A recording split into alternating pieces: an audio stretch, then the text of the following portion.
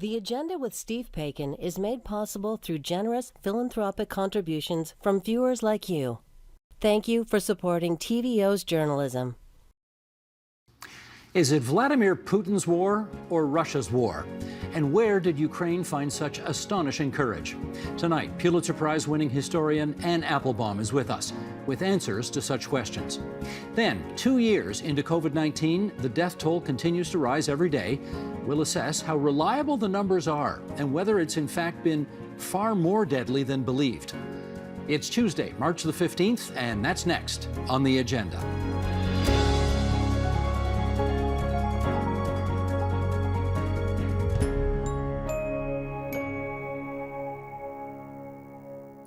Between Ukraine's historic defiance and Russia's brutal insistence on war, the rest of the world is struggling to understand what is underway and where it leads.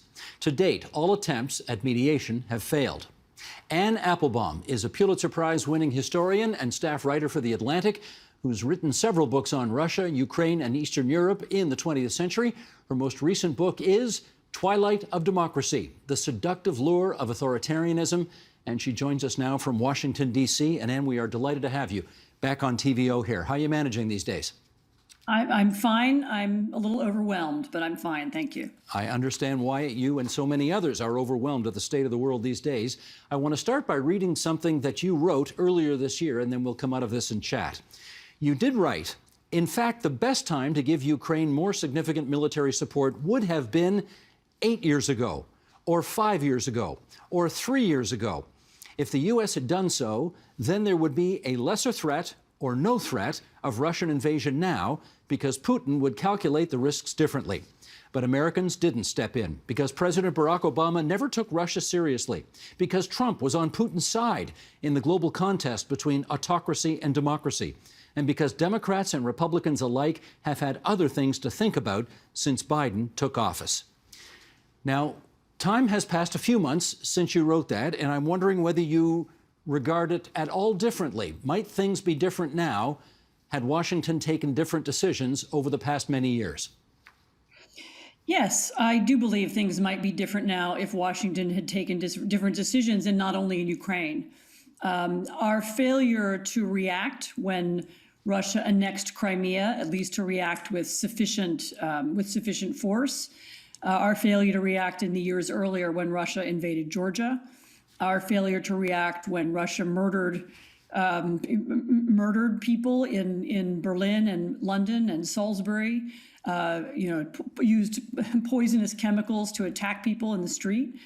Our failure in general to take Russia seriously and to listen carefully to what Putin was saying and to understand what kind of state he was building and what his goals were, which he's been very clear about for many years, all of that I regret enormously. I feel that he made a judgment that the West would not defend Ukraine, that he would not be severely sanctioned for invading Ukraine, and that he would somehow get away with it. He would reincorporate Ukraine into Russia, and the world would move on.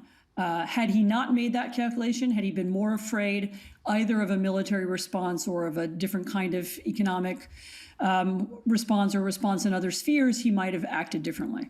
Putin clearly miscalculated this time, but I'm wondering what do you think was underpinning the West's lack of response to every other moment in history when it could have done more over the past many years? I think that the West became complacent after the collapse of the Soviet Union. We told ourselves that we had created this thing called the liberal world order, that there were rules and norms, that there were institutions to manage conflict, that nobody would break those rules because there was no reason to break them because everybody understood them and abided by them. We convinced ourselves that these rules applied to everybody and not just to Europe and the United States and Canada. And I think we failed to see that the rise in autocracy in Russia and in other countries meant that a new breed of leader was coming to power who did not respect these rules and who began to see that really they weren't enforced. Actually, the invasion of Crimea did not win you some kind of special sanction. You were not excluded from the club of nations. You didn't have to stop trading. You could carry on. And yet we made this. We didn't see that. We didn't acknowledge it. We were too confident that our own values were everybody's values. I think it was the universalism of the West is one of the most attractive things about it. The thing that we believe that human rights are for everybody and democracy is for everybody. But we sometimes make the mistake of taking that a step farther and assuming that everybody already believes that too. We want people to be able to have these things. We think everybody can, but that doesn't mean that the leader of every country is so convinced. And why do you think, having turned a blind eye, if you like, to all of those moments in history you just enumerated, what is it about the invasion of Ukraine that was clearly a bridge too far for the West this time? I think the unprovoked nature of the invasion, that certainly from our point of view, there's no rational explanation for it. I think the bravery of the Ukrainians and of their president has impressed on people the fact that this is a nation that wants to protect its sovereignty and cares about it. I really think we might be looking at a different kind of story had that not been the case. But particularly in the Western world, where people are, and particularly in Europe, where people are sensitive to the lessons of history, the sight of a smaller country fighting for democracy and freedom and sovereignty against a larger dictatorship brings back a lot of memories and reminds people of the Second World War. Even the photographs out of Ukraine, if you make them black and white, they could be 1939, or 1941. And they evoke some memories, in people. And I think there's something particular about the Ukrainian cause. In the West, we've been fighting kind of culture war for the last decade between liberalism on the one hand and some kind of nationalism on the other. And the Ukrainians are showing us something different. This is a kind of muscular, patriotic defense of a liberal, open society. And I think that has a really strong bipartisan appeal, not only in the United States, but in the other democracies. We instinctively understand it in a way that other wars, civil wars, have been much harder to understand. Now, pretty clearly, the last 3 weeks have not gone according to Putin's playbook. No one can know what's going on inside his head, but methinks he probably thought this would be over after a few days. And here we are a few weeks later, and the Ukrainians are simply not cooperating with him in the way they want. Why do you think it's gone so badly for Russia so far? Well, first, I should say that it's not a guess that Putin thought it would be over quickly. We know he thought it would be over quickly. A couple of days after the invasion, an article that was meant to appear in several Russian websites and online publications accidentally appeared in one or two of them. And the article was a kind of triumphant description. Now we are in Kiev. Now a new epoch has begun. Now we will reunite Russia and Ukraine and Belarus. And we enter a new era of Russia and its relationships with Europe and so on and so on. So we know they thought it was going to be fast because that's what they were planning for. And that's what they said. And that's what their propaganda said, even if it proved to be incorrect. I think, Putin is almost, if you want a lesson in why autocracy is a worse political system than democracy, the isolation of Putin, the fact that he's surrounded only by people who agree with him, the fact that he had so little knowledge of Ukraine and so little contact with Ukrainians, meant that he underestimated how much they were going to resist and how much they were going to fight back. He may also have understood less about his own army than you would expect. There are a lot of stories now coming out about corruption in the Russian army. Generals were lying about how many men they had at the front. They said they weren't using conscripts, but in fact they were.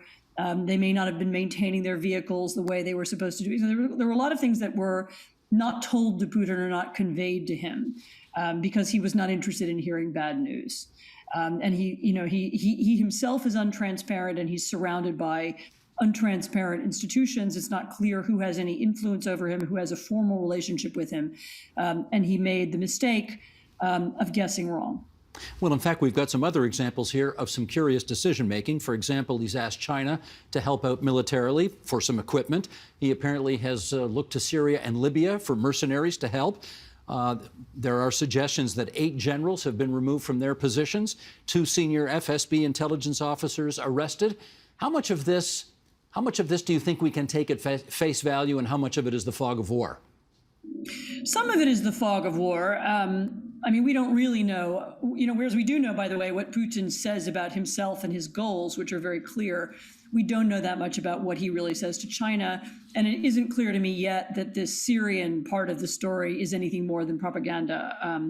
We'll see in the coming days. I mean, we do know that he's brought Chechens into the conflict. But I just don't know what kind of numbers we're talking about coming from Syria. So some of it is that, and some of it may reflect a real attempt to do a reset in the middle of the war, to start again, to use some different allies, to change tactics. I mean, it seems to me the most important change in tactics, and the most horrible and brutal aspect of this war is the fact that they've reverted to, almost as one Ukrainian soldier described it, I mean, it's almost World War II style tactics. They've reverted to mass and indiscriminate bombing of civilians. And so they're hitting apartment blocks, kindergartens, hospitals. They may even be hitting hospitals on purpose, which we know they did in Syria. And it seems to be there's a deliberate attempt to demoralize the population in the most brutal way possible. And that's been, shifting to those tactics. This is not a surgical strike. It wasn't a blitzkrieg. Instead, we have this attempt to just wear down the Ukrainians, which is extraordinarily ugly. And as I say, reminiscent of really the worst pages of past European history. There was a tweet the other day from someone named Kamil Galiev, which has been gaining some currency, and I'll just read this to you and get you to react to it. He wrote, "A czar absolutely can rule while being hated, but he can't rule without being respected, and a shameful defeat destroys any respect." Do you suspect that we are any closer to a locally organized conspiracy to get rid of Putin? So I'm afraid I think some of that is wishful thinking on our part. There is no mechanism to change the leader of Russia. And not only that, even if there were such a mechanism, we don't know how the next leader would be chosen or who would choose it. At least in the Soviet era, there was a Politburo. So there were some intermediate institutions. There were other means of talking to Moscow. There were, back channels and all kinds of special ways we could get in touch with people other than the leader. We don't really have that now, and because of that, we don't have really all that much knowledge of Putin's inner circle. We know that he spent a lot of the last 2 years in some kind of COVID bunker, that he made people spend 2 weeks in quarantine before even coming in to see him, and we don't know even how often he speaks to his generals or to his FSB colonels. So it's a we are operating in a vacuum, and there, it has to be said that there's no tradition in Russia of a military coup. It's not something that you see a lot of in Russian history. The one precedent people sometimes talk about is the arrest of Beria, who was Stalin's secret police chief after he died. And that was really done by getting him into a room with the rest of the Politburo and then having him arrested and taken away. But that method seems difficult in these circumstances where there isn't a Politburo to get to be in the room with. So although I know it sounds like a nice way to end the war, or not nice, but that was the wrong word, but a kind of convenient way for us to end the war, I don't have any evidence right now that it will happen. How about this? If memory serves, there was a kind of it was a direct line, like a red phone between the Kremlin and the White House at the height of the Cold War to ensure that there could be direct communication if things got to DEFCON 1. Do you know whether or not such a line exists today? I'm sure such a line exists today. I just think that all the protocols and the rules around those kinds of communications have really fallen away. I remember the last proxy war that we fought with the Soviet Union was, I think it was Afghanistan in the 1980s, which was a completely different kind of conflict with no nuclear overtones and no existential threat to anybody. And all we were doing in that war was giving some stingers, actually, some sophisticated weapons to Afghan tribal leaders. So it was a completely different kind of war. And there used to be these ways of talking, and there's, you're allowed to do X, but not Y. You can use this weapon, but that weapon would be escalatory. All that is gone, and we're now really operating in the dark. There are no rules, and we don't really know what Putin would consider to be escalatory and what would not be. And there has been a tendency to say that this is Vladimir Putin's war, and if only Putin were out of the way, things would be different. Do you believe that? I mean, to the extent that Putin is now a kind of isolated leader, yes, of course they would be different if he was not in charge. I do think that. But it's also wrong to imagine that this is just Putin's war. So Putin would not be able to carry out this war if he did not have the support of hundreds of thousands or even millions of Russians. And I don't just mean, the sort of propagandists you see on TV, but I mean the people who work in the so-called power ministries, in the army, in the secret police, the people who support him unthinkingly. I mean, there are layers and layers of people around him who at least say they support what he's doing, or at least too afraid to say that they're not. So this is not an action that could be carried out by one person. Lindsey Graham, the senator from South Carolina, and his suggestion that this whole thing could go away if essentially somebody, quote unquote, took him out. What did you think of that? It's a bit silly. I mean, it's just wishful thinking. And there's really no evidence, A, that it can happen, or B, that would be the result. And again, I don't know how much stock to put in this polling, but the Russian Public Opinion Research Center did just publish a poll saying that since the war began, Putin's personal approval rating in Russia has gone from 64 to 74.5%. Do you put stock in that? No, I really don't. I mean, I don't think there's much polling in Russia that's very valuable. I mean, imagine, you're a taxi driver in Krasnoyarsk and somebody calls up and said, hello, I'm a polling company from Moscow. Do you support the president? Or what are you going to say? You're going to say, yes, Russia's a police state. People would be afraid to answer in any other way. There was some polling that was a little bit better done by the Navalny organization. This is the organization run by Alexei Navalny, who's currently in prison, but whose organization was the best organized and most effective opposition movement in Russia in many years. Most of its members have now left the country, but they did conduct a poll using an online technique they've used before. And that showed, this was in the first couple of weeks of the war, that showed that as some news about the war was creeping in, disapproval of it was going up. It wasn't remarkable numbers, but the direction was disapproval going up. And much depends on what happens and what Russians see and what they understand is happening. I mean, as we know, there's a kind of complete propaganda blackout there right now, and people are only told that any destruction that you see is the Ukrainians' fault.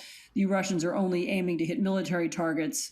People are being given a completely different version of the war. And although some people can find an alternative, if you have a VPN and you know how to look online, most people are now cut off from any sources of information that would show them something different. Let me ask you directly about the Ukrainians themselves.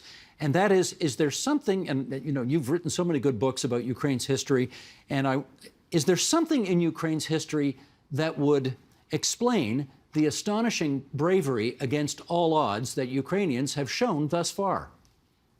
Yes. The Ukrainians have a memory of being assaulted by genocidal language and mass violence, and more than once.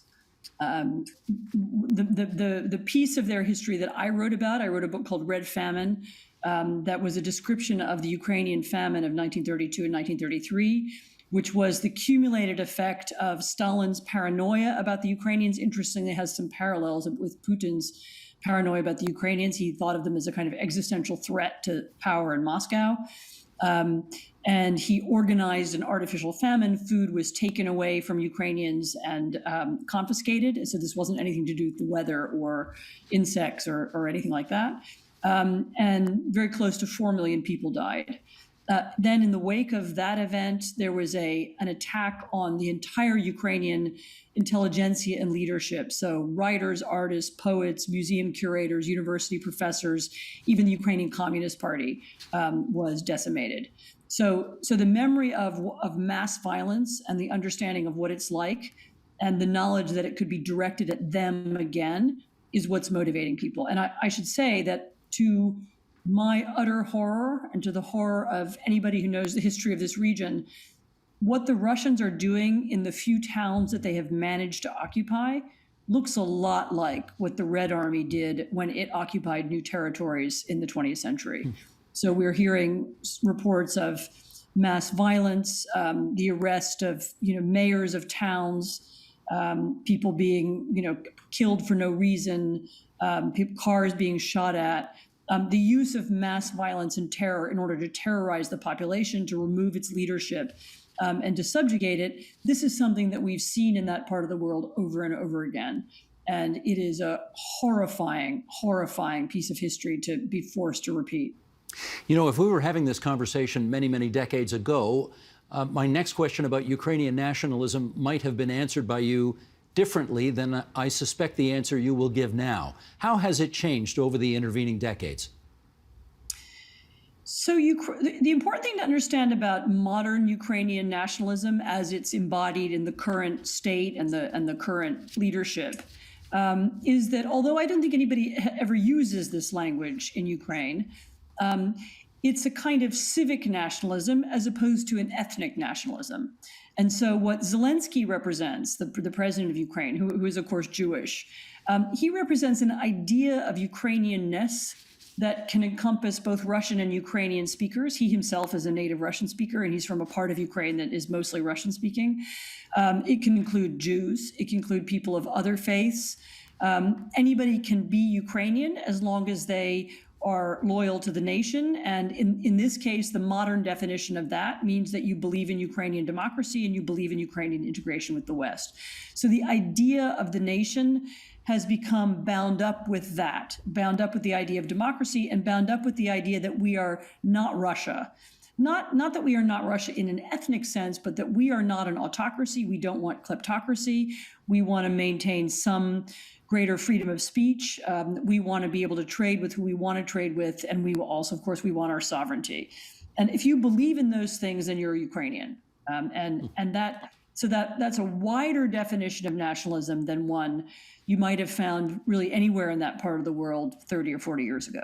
I get asked this question all the time, so I'm going to put it to you because I saw the other day in one of Tom Friedman's columns in the New York Times that he talked about a dirty compromise, quote unquote, how Putin saves face, how to deal with the nuclear blackmail, and it essentially means accepting Russian rule in Crimea and in the eastern provinces of Ukraine, insisting, agreeing, consenting that Ukraine can never join NATO, and the U.S. and its allies agreeing to lift all the sanctions that are currently imposed on Russia.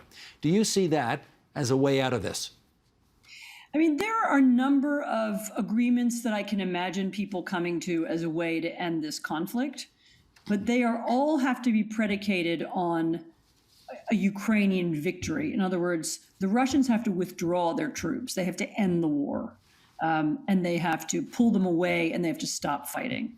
And I don't think there's going to be any real negotiation until that happens. I mean, this is not a civil war.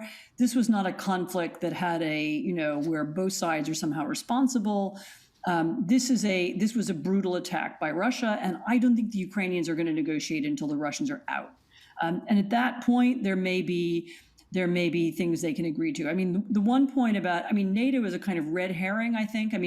I don't think the Ukrainians can ever agree to be neutral in the sense of having no weapons or having no army. This will be a country that, as long as there is Putin as the leader or somebody like Putin as the leader of Russia, then Ukraine will always feel itself to be under threat, and it will remain a heavily armed country with a large and powerful military. And so I don't think that's going to ever be negotiated away. Let me get your take on this idea that was sort of in the air for a while, and that was to transfer the MiG-29s that Poland had to Ukraine, and that NATO would therefore replace those planes with, I don't know what, F-35s or something like that. It looked like that might happen for a bit, and then it sort of got scuttled. What do you think of that as a potential idea? From what I understand, and this is not my area of expertise, but from what I understand, the MiGs would not make a huge difference to the war effort. That it would not be the thing that the Ukrainians really need, which is, closing the skies or having some way of stopping the cruise missiles and the bombing campaigns. And so, although they would offer a morale boost, and there are of course other things you can do with MiGs, then that would be, they could use them to shoot down Russian planes. I understood that they're not really a game changer, but although there are a number of things here, I don't really understand what's the difference between giving Ukraine MiGs and giving Ukraine Javelins, and how come we can do the latter and not the former. that doesn't really make sense to me. It seems like what happened was that it was a combination of the Pentagon not liking the optics of the planes taking off from a U.S. airbase in Germany. That looked too much like U.S. engagement in the war, and possibly the Polish government, which fired many of its competent diplomats, making a mistake or misunderstanding something. So I'm not sure that it's that significant an issue. I mean, what really matters now is what kinds of weapons we are willing to give them, and are those going to be the ones that can help them win the war? What worries me is that not enough people in Washington and maybe in Ottawa and London and Berlin and Paris, not enough people are thinking about how to win. It's very important that Ukraine wins, and that means that they expel the Russians from the towns that they occupy. Because without that win, without that some kind of victory, we can disguise it as something else if it helps Russia leave and helps Putin walk out. But without that, I think it's hard to imagine how there's really any long-lasting peace. We're down to our last 30 seconds here, Anne, and I simply want to ask you, what, in your judgment, has been the most impressive thing from the Ukrainian side during this war? I think Zelensky's speeches made with a handheld video camera late at night from his office, in which he speaks like a normal person talking to friends. And he really gives people this sense of security and optimism. I think that has been the most remarkable thing about the war so far. Well, he has the background to do that, doesn't he? He does. He was a talented actor, although he was a different kind of actor. He was a comedian and not a great orator. Apparently those skills are transferable. And we want to thank you so much for joining us for so much time here on TVO tonight. We are happy to remind people that your latest is called Twilight of Democracy, The Seductive Lure of Authoritarianism. And we're glad that it's been able to bring you to our program tonight. Be well. Thank you.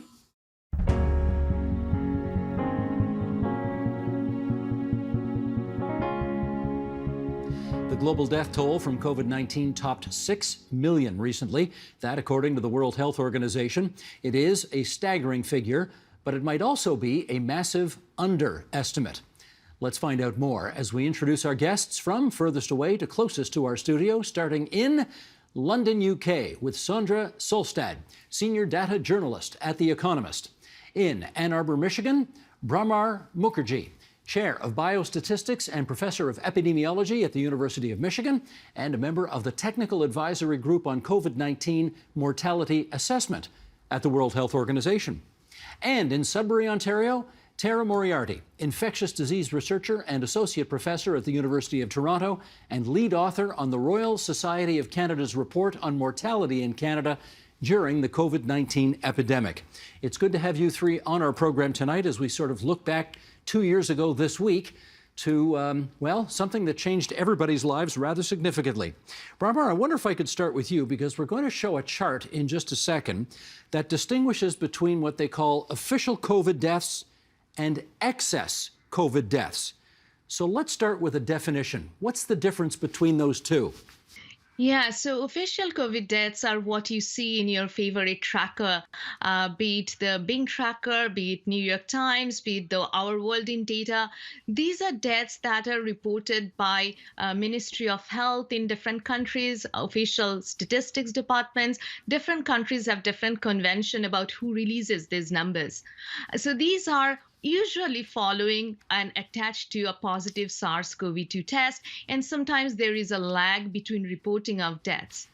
But then the excess deaths are defined as the net difference between the total all-cause mortality that happened during the pandemic and the number that would have been expected had we followed past mortality trends.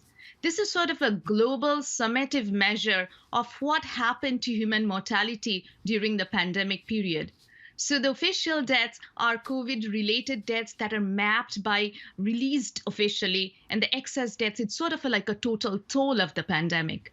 All right, with those two definitions and the distinction thereof now on the record, let's get the chart brought up and we'll go through this and we can see how the two columns really are quite different. Here are the COVID-19. I'm going to just describe this a bit for those listening on podcast who can't see the numbers. This is COVID-19 deaths globally, and we have two columns here, official COVID deaths and then excess COVID deaths. And if you look at the global figure, it's 6 million official deaths, but the excess deaths takes us anywhere from almost 14 million to almost 24 million. How about in the United States? Official deaths, almost 1 million, but excess deaths between 1.2 and 1.3 million. In India, a significant difference, roughly 500,000 official deaths, but anywhere from nearly 2 million to nearly 10 million excess COVID deaths. In Russia, more than 350,000 official COVID deaths, more than 1 million excess COVID deaths. And how about us in Canada? It's actually, the numbers are fairly more synchronous here. More than 37,000 COVID deaths officially, but excess COVID deaths, anywhere from 16,000 to 46,000. All right, with those numbers now having been put on the record, Sandra, come on in here and say why you believe it's important to distinguish the difference between those two categories. Yeah, sure. So I think one thing that was learned very early on is that COVID-19 cases do not count COVID-19 infections, and COVID-19 deaths do not count all who die because of the pandemic. And so if you want an accurate picture of what the pandemic actually has looked like, you need to go to some other number, and that number is excess deaths. And so what we have done here at The Economist is that we have constructed a model to estimate excess deaths in all countries, and in that way obtain an accurate measure of the pandemic's true death toll. And we update this every morning. Is that to say, Sandra, that you do not believe the quote-unquote official COVID death number is accurate enough? What I believe is that excess deaths is both theoretically and practically superior as a measure of the pandemic's death toll.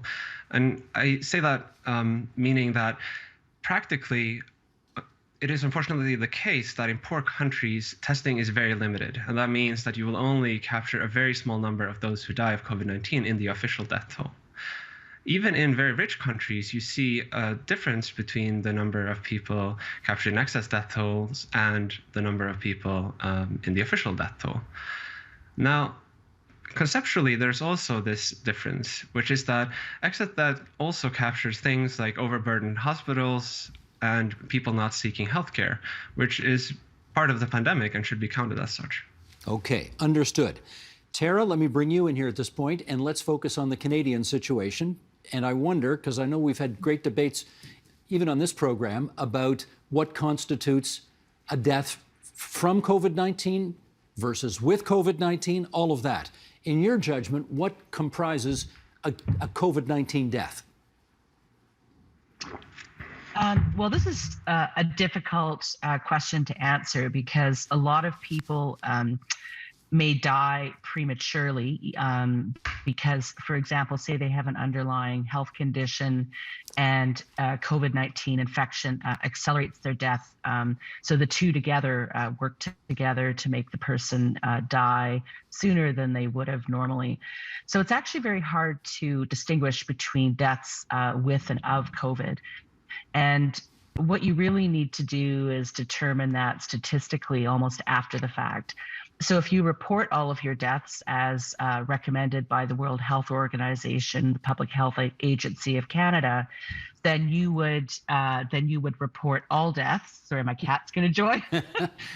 You would go away, kitty. This will not be the first time that a pet tried to have a cameo on this program, so it's okay. No, I know. So you could determine that more readily after the fact because you can look at what percentage of, if you completely report your COVID deaths, you can look at what percentage of them likely would have occurred in the particular age group of people, how many of them would have died of other causes. But trying to do it at the time is very challenging to do and can lead to a lot of underreporting of COVID deaths. And I think we're going to see that with the excess mortality. Unfortunately, in Canada, death reporting for excess mortality is so delayed compared to most OECD countries that we still really won't know what's happened in the Omicron wave, for example, for another year or so. Bramar, let me get your view on whether, when we look back at the mortality of this coronavirus pandemic, whether we, in your judgment, should be looking at that first column, official COVID deaths, or at the second column, excess COVID deaths, to get a fuller understanding of what this pandemic has wrought? I definitely agree that the second column is what we should look at, because different countries have different quality and comprehensiveness of their death reporting system. And to this date, the world has not really agreed on a universal definition of what constitutes COVID death. But looking at the all-cause mortality data gives us better appreciation of the pandemic, because a lot of things have changed during the pandemic. So a major driver of these excess deaths, we do believe, is the COVID-19 disease. But there are also other causes because of delay in care, because of access to transportation. And so many, due to lockdown and many policy interventions, social behavior and economic forces have changed. So to grapple with that, I think we do need to look at the excess mortality number. Okay, let me do a follow-up with you. And Sheldon, can I get you to bring that graphic up one more time? Look at the middle of this chart, everybody. And I want to focus on India for a moment here. Over 500,000 deaths, official COVID deaths in India. But then look to the next column, excess COVID deaths between almost 2 million and almost 10 million. Those numbers, Brahmar, are wildly divergent. Why such a big gap there? Yes, so as I mentioned, that different countries have different quality and comprehensiveness of the death reporting system. Even before the pandemic, the death registration system in India was quite insufficient. And the pandemic has really accentuated stressed the system. But also, as we know that, as Sonda mentioned, that there are low testing issues in various states across India. Another major issue is that if you look at the Lancet paper that came out on March 10th, that only 12 states have reported data.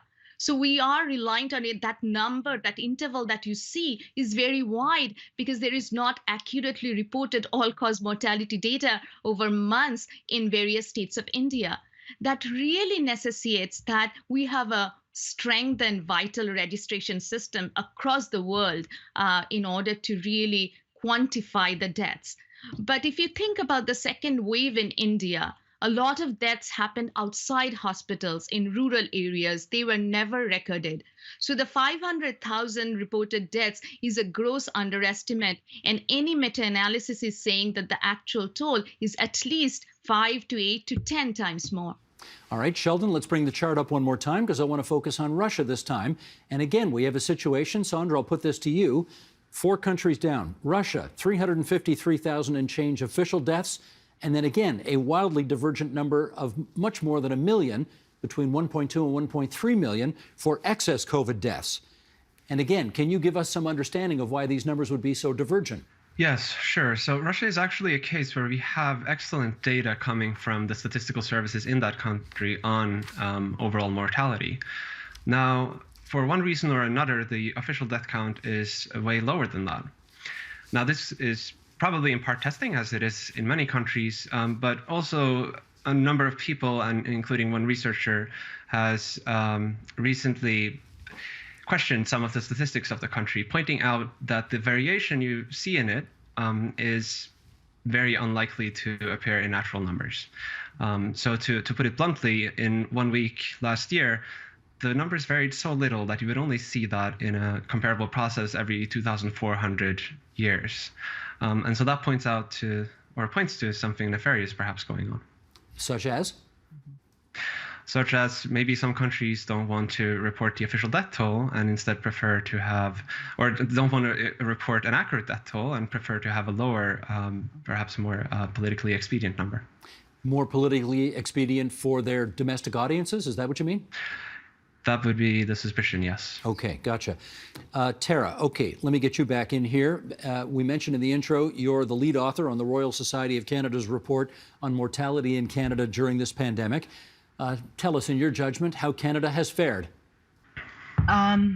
Well, from the point of view of excess mortality, I'd like to point viewers to the numbers, the range of numbers that was listed for excess mortality for Canada. And you may have noticed that lower number is actually lower than the number of reported deaths. Let's just say it right now. We got 37,000 official COVID deaths, and then only 16,000 potentially, somewhere between 16 and 46,000 for excess COVID deaths. That's the only one where the Yes. where the number in the excess column could be lower than the number in the official column. Yes, and so for the reason, a major reason for that is the slowness of Canada's all-cause mortality death reporting. So, for example, we haven't seen completion of death reporting for wave 1 yet for Canada, and we're getting closer to it. We'll probably be there by about June or so. And in wave 1, the ratio of reported COVID-19 deaths to excess mortality was considerably lower.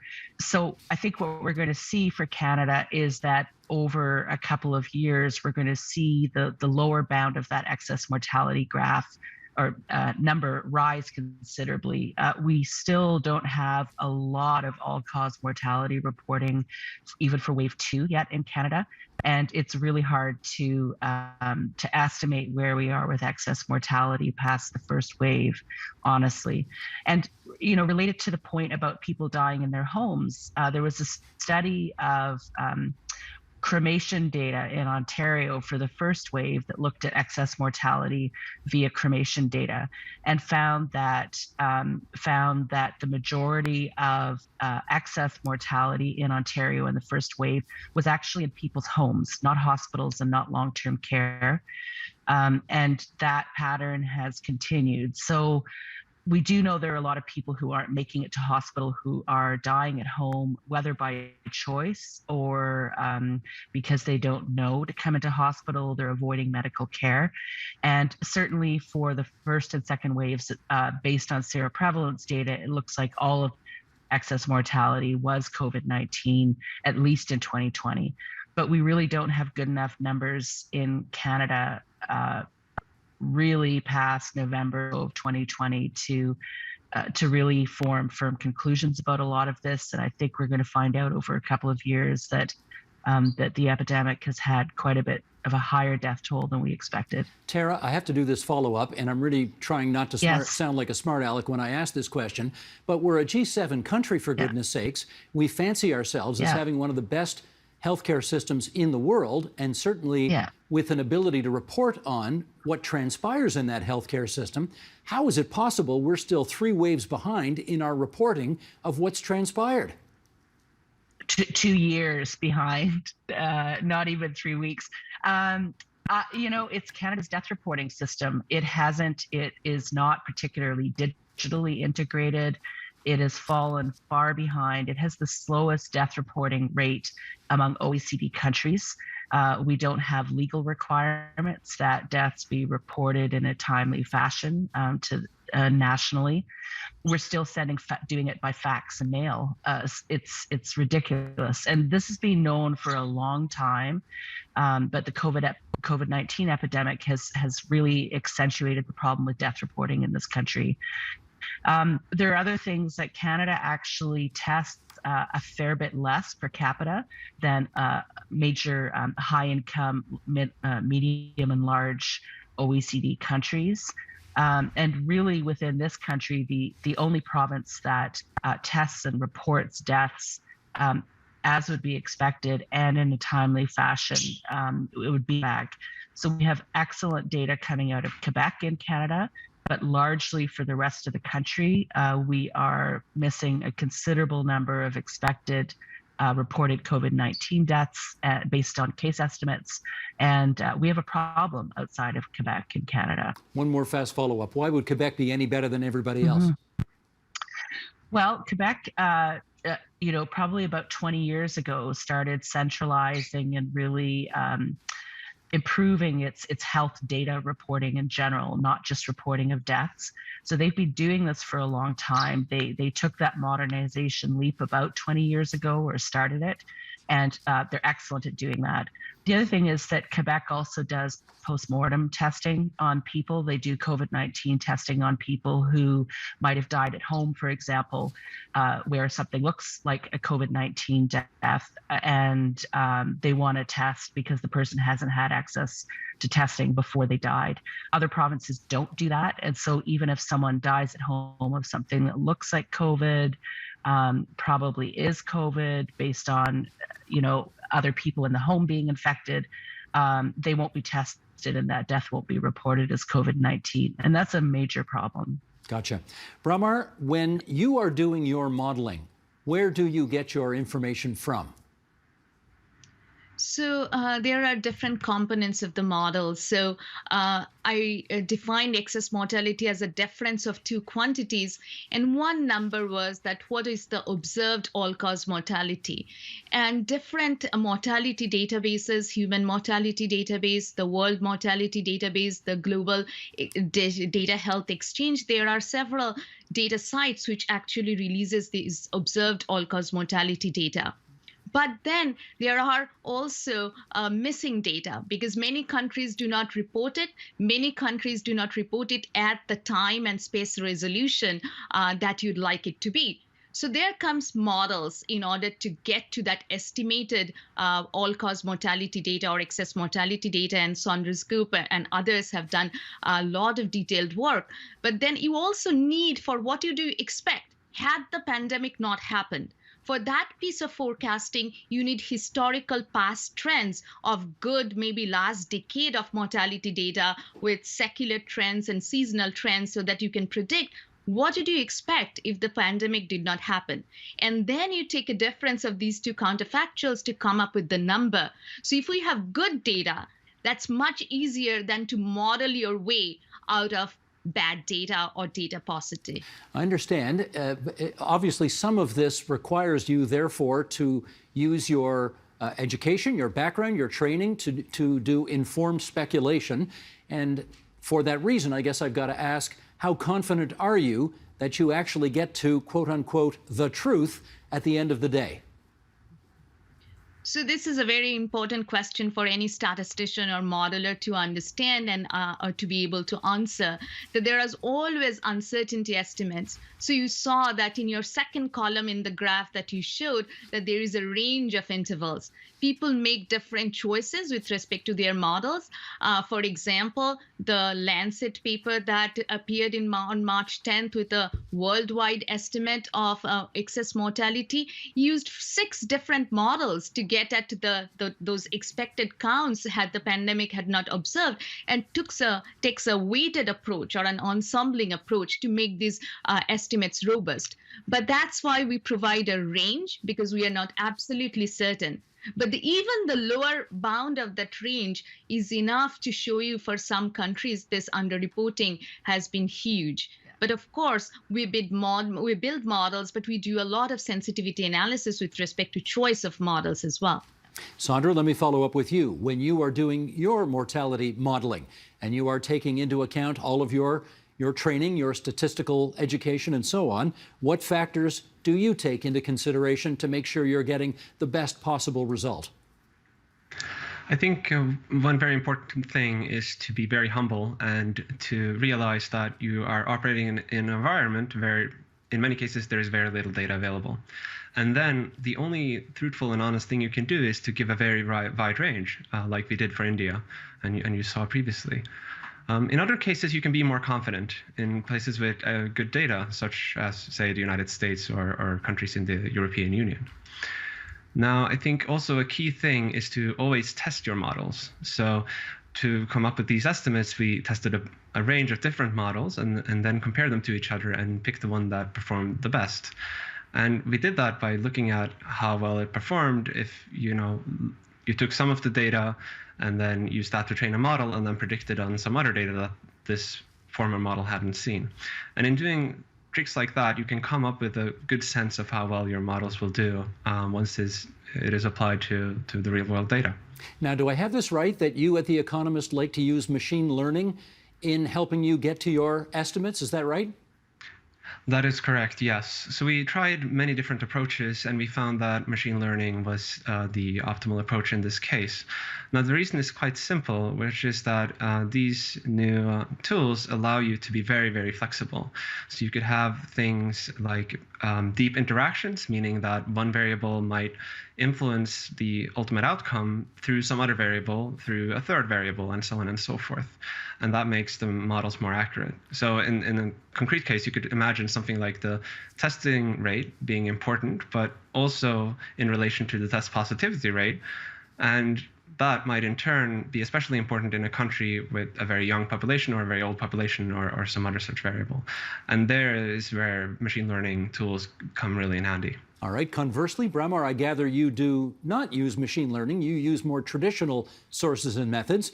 Do you think Sandra's got it better, or do you like your way better? So I think there is merit in both options. That's a very diplomatic answer. No, I'm not going to, because in my work also I use machine learning often. The compartmental models of disease transmission actually targets at a different quantity. So because it is directly modeling COVID-19 transmission, it can give you better ideas about what is the COVID-19 related deaths, because you are focusing on that. But that also makes assumption that the infection fatality rate or the deaths that go into the model are accurate. So I think that either you use machine learning or traditional models, I think the basic fundamental denominator that I want to say is that you need good data, and we need to encourage countries to give us age and sex and comorbidity disaggregated data over time and over at the geographical region. Well, Tara, this may be obvious, but let's put the question on the record anyway. Good data is important for public policy decision makers, because why? Because you need to know what has actually been happening, or your best approximation of it, to make decisions about what has helped, what will help, and what is going to happen. And those are absolutely crucial for policy. And policymakers need that information to be able to respond in a timely and effective fashion. How satisfied are you that Canadian decision makers have at their disposal the best possible, most accurate data that they can get their hands on to make sure they're making the best decisions? Certainly at this point in the epidemic, not at all, because we are testing at such a low rate. We don't have surveillance. We're not doing rapid seroprevalence studies such as are being done in the US. We have a real paucity of data in Canada at this point in the epidemic, and it's really quite hard to know what's happening. And it's pretty concerning right now. That is deeply concerning. Sandra, how about take us to the other end of the spectrum? Which country in the world does the best job at getting this the most accurate? I think that the UK actually has done an excellent job, at least now, once it's got all its system up and working. So one thing that I really hope other countries will decide to do, perhaps in a future pandemic, perhaps in this one, is to do more seroprevalence surveys and to get a sense of what is happening by taking data from a random sample of the population. That is, I think, the best way to get an accurate, real-time sense of what is going on. And then, in addition, I would just echo the call for better all-cause mortality data. This is the basis not just for COVID-19 and pandemic death toll modeling, but a lot of other important work as well. And in many countries, it is severely lacking, and it precludes good decisions from being made. I guess I'd want your view on that as well, Bramar. Which country in the world do you think does the best job, since Canada seems to be a bit of a laggard on this right now? I think that I agree with Sandra that UK has done a fantastic job. I also think if you look at the estimates from various different sources, Israel has done a fabulous job.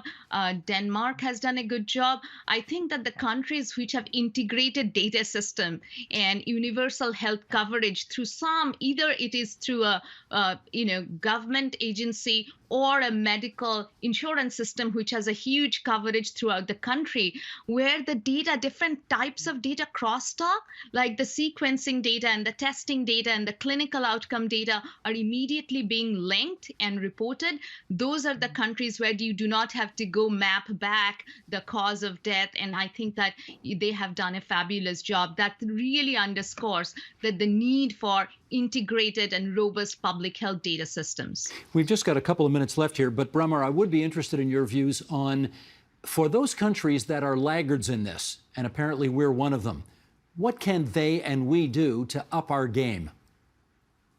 I think this problem of having a robust vital registration system as an important component of public health has been recognized for a long time. Now we are really experiencing this due to the pandemic, but there has to be incentive in the regular death reporting system For example, in rural areas in India, how can you incentivize families to report deaths that happened outside the hospital? There can be other crowdsourcing options. For example, inactive cell phones, bank accounts. In case of India, inactive Aadhaar cards, which is the social security card. So I think we really need to do crowdsourcing and use all the tools that we have in our power in order to come up with more accurate measures of mortality. And this is for future pandemic, because in case an infection is such a nebulous metric, death is a much more concrete metric. In order to know the death, it helps models, it helps better policy, and then you know what is actually going on with the population and the impact of a health crisis on public health in general. Well, the one thing I know about statistics is garbage in, garbage out. If you don't get good data in, you're not going to make good decisions coming out the other side. Exactly. And I want to thank you three, can I call you this? You three stats nerds for coming onto our program tonight and sharing your expertise so expertly with us. Sandra Solstad, Tara Moriarty, Brahmar Mukherjee from right to left on our screens. Thank you so much for joining us on TVO tonight. Thank you for championing statistics. Thank you very much. Thank you. Yes.